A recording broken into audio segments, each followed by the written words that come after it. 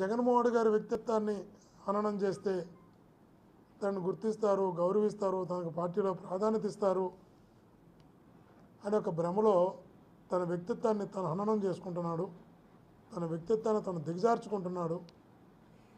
ఈ ప్రజలందరూ కూడా అలా భావిస్తున్నారు అనే విషయాన్ని నిజంగా వాసన మర్చిపోతున్నాడు. ఇది మంచిది కదా, ఎందుకంటే తను నేను ఎంపీ ఎమ్మెల్యేలుగా పోటీ చేశాం, తిరిగాం.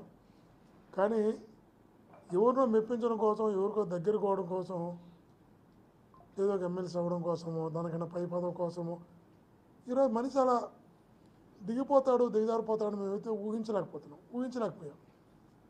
ఎవరు అంటున్నారు, సార్ తన భ్రమలో ఉన్నాడు, పాపం ఆ ఎమ్మెల్సీ పదవి కూడా 9 కోట్లు ఎంత ఇచ్చి కొనుక్కునే పరిస్థితిలో ఉన్నాడు తన పాపం. అక్కడ తనకి ఆడు ఫ్రీగా కూడా ఇవ్వడం లేదు అంటే ఆశ్చర్యం వేస్తుంది.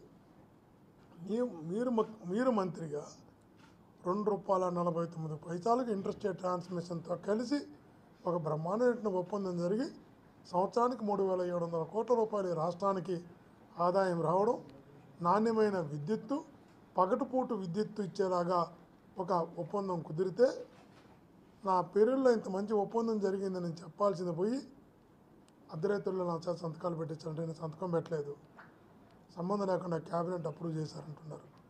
మీ ద్వారా అడుగుతున్నాం వాసనని.